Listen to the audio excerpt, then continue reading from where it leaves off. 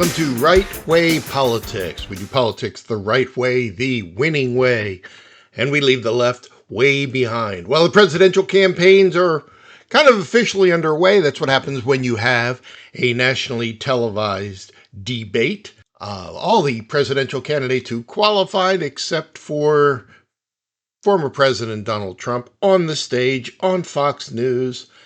I think it's kind of like preseason. The starters were on the bench. They didn't see much action on the field.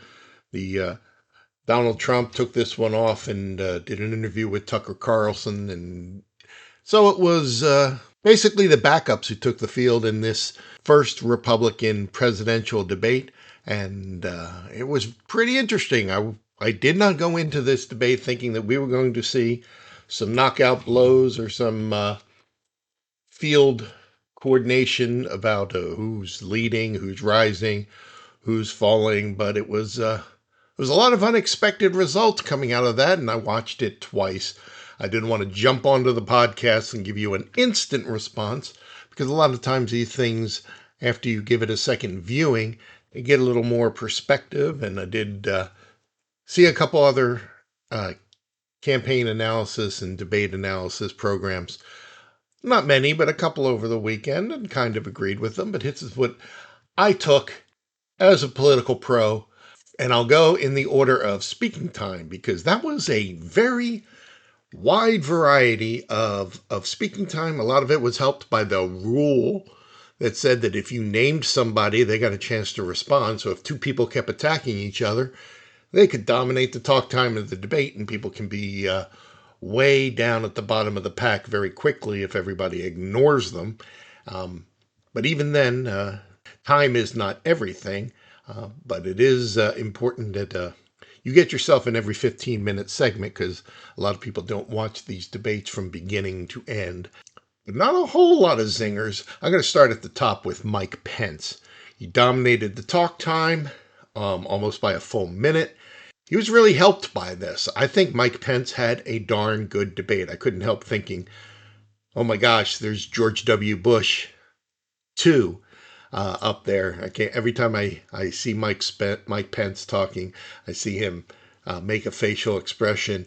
I can't help but think of George W. Bush. But Mike Pence was your standard Bush Republican up there. He defended the war in Ukraine and defended his policies, and I think he stood pretty strong on his constitutional argument with Donald Trump, and I think he came out looking very, very strong. I don't think it will mean very much.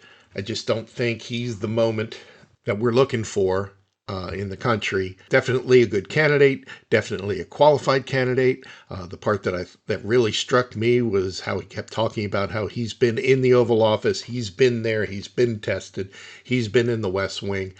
And among traditional Republicans, that means a lot, and he might get a little bit of a wedge of being the grown-up in the room. But he's got to stay in for the long haul for that to make a ticket. I just don't think Mike Pence has what it takes to get past Super Tuesday. But a credible showing and a lot of talk time. His face was on the screen a lot, and there weren't that many attacks on him, and I thought he did well. Second in talk time, Vivek Ramaswamy is, he may have the biggest flash in the pan collapse in American political history. He played the young entrepreneur, young rich guy, but Mike Pence really slaughtered him, basically said you don't have any foreign policy experience, and it shows. I really think that and Chris Christie was third in talk time. Chris Christie's been on this stage before. He obviously knows what he's doing, and he knows how to command a stage, and he knows how to destroy someone. Ask Marco Rubio. Chris Christie filleted him with one shot, and Rubio walked right into it for a second helping. But Ramaswamy, he's getting ripped apart online. He's obviously not ready for prime time. He's going to have a book coming out someday if he doesn't already. He's going to be good on the talking circuit, but he's not a credible presidential candidate, in my opinion. Chris Christie, Ron DeSantis filleted him pretty good. It doesn't look like Chris Christie is in this for anything other than getting a job as a talking head, trying to set himself as the anti-Trump, and that's basically all he's talking about. And he's trying to be the grown-up in the room. Unfortunately, Pence already has that title. So Chris Christie is a man without a mission. He did dominate a lot of talk time in this debate, but it's a rerun. We saw this 8 years ago. Didn't really work, and he never really has a foothold.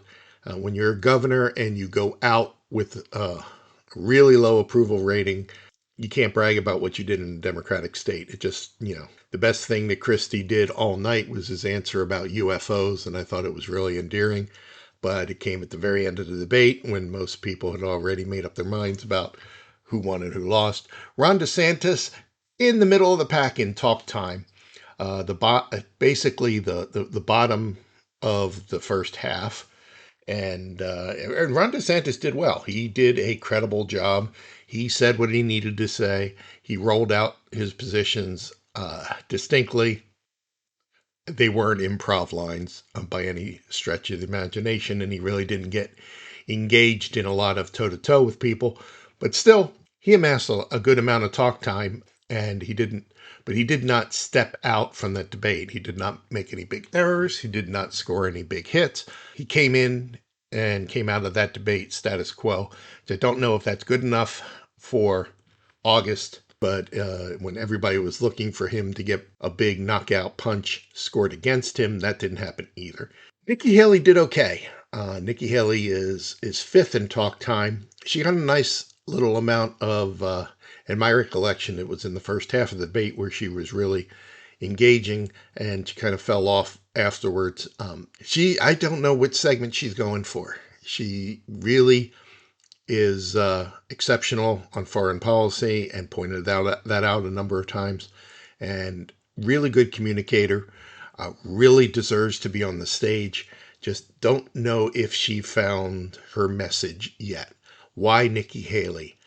And I don't think your team has discovered that move, and there's plenty of time to do that. And votes are not being cast for half a year, but she's got her problem that she had ever since she started, is trying to define her candidacy. And I don't think she's done that yet. Tim Scott, if anybody has kind of had high expectations and low output, Senator Tim Scott from South Carolina really did not do well for himself. You can't play moderate in a debate. It doesn't reward that. And if you're conciliatory and you're another case of very little message, very little communication here. Tim Scott is a very fantastic orator, great speech maker. Did not come across in the debate. Can't remember a single message he delivered that scored. And then, but he's in the half of the class that makes the top half possible. I don't see Tim Scott getting any kind of momentum to get him into the upper tier at this point. He may do well in South Carolina. He seems to be a much better candidate than he displayed during that debate, but that debate just ignored him, and he had among the lowest talk times of all the candidates. No one really engaged with him, and he really didn't engage with others, and it really didn't help him. I'm going to put the bottom two basically in the same category because neither of them should be on the stage. Doug Burgum from North Dakota was kind of engaging, but shouldn't be on the stage. Asa Hutchinson from Arkansas shouldn't be on the stage. Tried to lead the Chris Christie effort of the anti-Trump and try to be the outlier, and he wound up being the outlier. Lowest amount of talk time. Least amount of talk time and least amount of memorable things to say. These guys aren't long for the process. So what really impacted this debate was who wasn't there. And of course, that was Donald Trump. Trump had said that he was going to be the topic of conversation at this debate, so why bother showing up?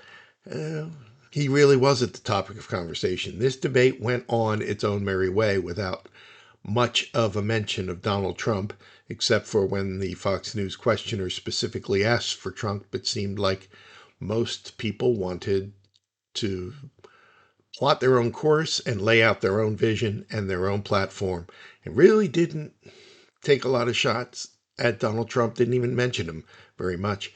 But still, Trump is far and away the winner, because when you come out of a debate like this, where people kind of did slightly better than each other, but nobody really stands out, a mix of these candidates trying to be Donald Trump, it makes it look like Donald Trump has a bye into the final round and everybody else is playing through the draw to try and be the person who gets to play in the finals. That's the way it looks right now. Winners among this thing, definitely Pence won, but it's not going to mean much. DeSantis won by basically having a draw, and Nikki Haley to a lesser extent. I really think Ramaswamy hurt himself badly. He overexposed, and it didn't help him. Chris Christie looked like a rerun, and his time is over. He's about a decade too late for himself, and Tim Scott is probably the biggest loser out of this debate at all. He just came in with a lot of hope and expectation, and then pushed away, and did not really do fantastically. Really came out of this looking like Nikki Haley owns South Carolina, not Tim Scott. And Tim really doesn't look like he has the footing to expand his base and to give a message. So if I had to say anything outside of this not Trump grouping, DeSantis and Nikki Haley are probably in the upper tier. Mike Pence slightly below that, and the rest are not going to be the nominee and are not even going to make it past the first couple of primaries. This is Brian Kirwin, Virginia political consultant, with my thoughts on the Republican debate. Maybe we'll see a preseason game where the starters can play a few snaps and Donald Trump will show up, and there's no saying that somebody else won't get into this election, because it's very, very possible that we'll have more candidates coming in. The doors are definitely open for having an alternative to Trump, because there weren't really a whole lot of people in this field that really stood out significantly from the others. But there were a few that dropped out, and they're going to be, as they say in the NFL, some early cuts from this field. Well, thanks for tuning in to Right Way Politics. Do things the right way. We hope you find your way back to Right Way Politics.